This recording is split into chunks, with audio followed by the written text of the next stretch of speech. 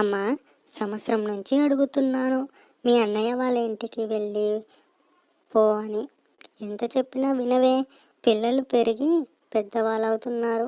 వాళ్ళకి ఊహ తెలిసిందంటే మళ్ళీ అమ్మమ్మ ఎక్కడ అని అడుగుతూ ఉంటారు. కొంచెం అర్థం చేసుకొని వెళ్ళిపోవచ్చు కదమ్మా. నీకు ఆరోగ్యం బాగోలేదు, పైగా వాతావరణం కూడా బాగోలేదు. దానికి తోడుగా ఏవో వ్యాధులు వస్తున్నాయి. ఎక్కువగా మీలాంటి వయసులో ఉన్న వారికే త్వరగా వస్తున్నాయంట. ఫ్రెండ్స్, మీరు మా వీడియోస్ని చూస్తున్నారు కానీ లైక్ చేయడమే లేదు ఫ్రెండ్స్. చూసేవారి నుంచి మేము కోరేది ఒక లైక్ మాత్రమే ఫ్రెండ్స్. ప్లీజ్ లైక్ చేయండి ఫ్రెండ్స్. Thank you. పిల్లలేమో నేను విడిచి ఉండరు. మేము ఉదయాన్నే ఆఫీస్కి వెళ్ళిపోతాం. నువ్వు ఒక్కదానివే ఉంటావు కాబట్టి పిల్లలు నీకు ఎంతగానో అలవాటైపోయారు. నేను సంవత్సరం నుంచి చెబుతూనే ఉన్నాను, అసలు వినడమే లేదు. ఎప్పుడు నా పడే ఉంటావు ఎందుకమ్మా? ఎన్నిసార్లు చెప్పినా వినవా ఏంటి? ఇన్ని సంవత్సరాలు చూసావు కదా, ఇంకెన్నాళ్ళని చూస్తావు? మీ అన్నయ్య దగ్గరికి వెళ్ళి సుఖంగా ఉండొచ్చు కదా అని అంటాడు కొడుకు రాము. ఆ మాట వింటున్న తల్లి లక్ష్మి కన్నీళ్ళు పెట్టుకొని, ఏంటి బాబు అలా అంటున్నావు? మరి పరాయి దాన్ని ఎలా తీసి పడేస్తున్నావు ఎందుకురా? నిన్నగాక మొన్న వచ్చిన కోడలు చెప్పిన మాటలు, అలాగే బయట జరుగుతున్న ప్రచారాలన్నీ, ఇవన్నీ సొంత తల్లని మర్చిపోయేలా ప్రవర్తిస్తున్నావు ఎందుకురా అని ఏడుస్తూ ఉంటుంది లక్ష్మి. అమ్మ, నువ్వు ఎన్నన్నా చెప్పు, ఇంకా వినేదే లేదు.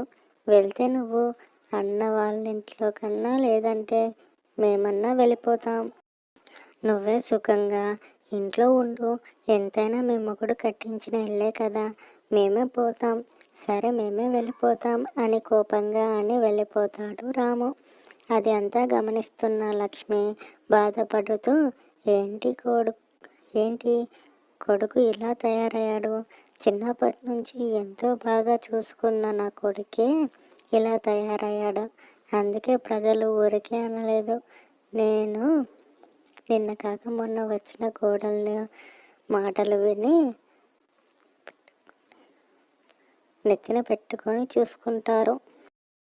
చిన్నప్పటి నుంచి నాకు సొంత తల్లిని కూడా చూసుకోకుండా అనాథాశ్రమంలో వదిలేస్తానని మా కొడుకు పెరిగి పెద్ద అయ్యేటప్పుడు మా వీధిలో ఉన్న వాళ్ళందరూ కూడా చాలామంది అన్నారు, మీ కొడుకు నిన్ను వదిలేస్తే ఏం చేస్తావని. అప్పుడు నేను నవ్వుతూ, మా కొడుకు అలాంటి వాడు కాదు, నేను లేకపోతే ఉండడు, నేనంటే చాలా ప్రాణం అని నెత్తిన పెట్టుకున్నాను. వాళ్ళు అంటున్న మాటలు ఇప్పుడు నాకు వీపుకు గుర్చుకుంటున్నాయి అని బాధపడుతూ ఉంటుంది లక్ష్మి. అలా తన చిన్ననాటి జ్ఞాపకాలు గుర్తు చేసుకుంటూ నెమ్మదిగా కళ్ళు మూసుకుంటుంది లక్ష్మి. చిన్నప్పుడే పెళ్లి చేశారు లక్ష్మికి. వాళ్ళ కుటుంబంలో ఒక కూతురు. అలా తను పెరిగి పెద్ద అవడంతో మంచి సంబంధం చూసి పెళ్లి చేశారు. లక్ష్మి భర్త పేరు వేణు. చాలా మంచివాడు. లక్ష్మిని చాలా బాగా చూసుకునేవాడు. అలా సంవత్సరం అయ్యేసరికి లక్ష్మికి ఒక కొడుకు జన్మించాడు. వాడి పేరు రాము. లక్ష్మికి ఒక్కటే కొడుకు. చిన్నప్పటి నుంచి లక్ష్మి వేణు రాముని చాలా బాగా చూసుకున్నారు. అలా రాముకి ఏది కావాలంటే అది కొనిచ్చి చాలా చక్కగా చూసుకునేవాళ్ళు. అలా రాము పెరుగుతూ వచ్చాడు. రాము ఉద్యోగంలోకి చేరాడు. తెలిసిన వాళ్ళందరూ, మీ కొడుకు పెరిగాడు, పెద్దయ్యాడు, పెళ్ళైతే నిన్ను మర్చిపోతాడు, నువ్వేమో ఇంకా చిన్న పిల్లాడిలా చూసుకుంటున్నావు. ఒకవేళ పెళ్ళైతే మీ కొడుకు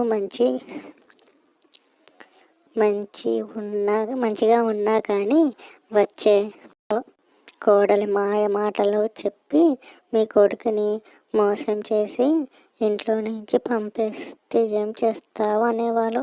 అప్పుడు నవ్వుకుంటూ, మా కొడుకు అలాంటి వాడే కాదు, చాలా మంచివాడు అని చెప్పేదాన్ని.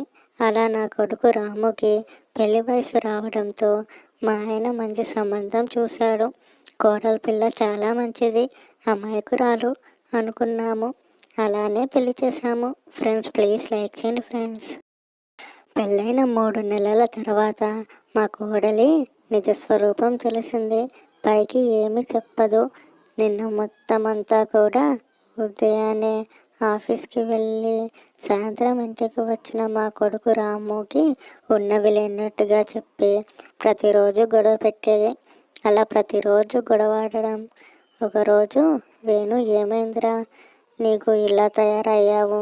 చిన్నప్పటి నుంచి ఎంతో ముద్దుగా ఉండేవాడివి, ఇలా పెళ్లి చేసుకోగానే పెద్దవాడివి అయిపోయావు అనుకుంటున్నావా ఏంటి అని ఇలాంటి గొడవలోకి దిగేవాడు వేణు. ఎంత చెప్పినా కానీ వినకుండా సొంత తండ్రి అని చూడకుండా తండ్రిపై అడిచేశాడు రాము. తండ్రి అంటే ఎంతో భయం ఉండే రాముకి మాటలు చెప్పిన కోడలు మాటలు విన్న రాము తన తండ్రి వేణుపైకి గొడవకి వెళ్ళేవాడు. అలా ప్రతిరోజు గొడవాడటంతో ఒక్కసారిగా గుండెపోటు వచ్చి కుప్పకూలిపోతాడు. అప్పటి నుంచి నా కొడుకు రాముతో 1 నెల వరకు మాట్లాడలేదు. అలా వచ్చినాక అసలు నా దగ్గరికి వచ్చి మాట్లాడిందే లేదు. ఉన్నది ఒక కొడుకు, మాట్లాడకపోతే ఎలా అని కడుపులోని పేగు కదిలి ఉంది. అందుకనే కొడుకుతో మాట్లాడదామని దగ్గరికి వెళ్ళాను. నన్ను చూస్తూనే విసుక్కుంటున్నాడు. అసలు ఏమైందో తెలియడమే లేదు.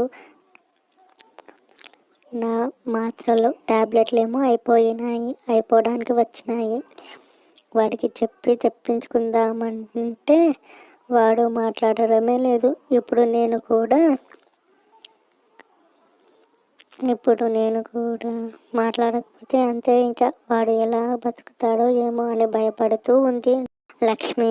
అప్పుడే వాళ్ళ అన్నయ్య ఊరి నుంచి వచ్చి ఎలా ఉన్నావమ్మా అని అడుగుతాడు. అన్నయ్య పేరు భాను. ఒక్కసారిగా వాళ్ళ అన్నయ్యని చూసిన ఆనందంతో లోపలికి రండి అన్నయ్య అని పిలిచి మాట్లాడుతూ ఉంటుంది.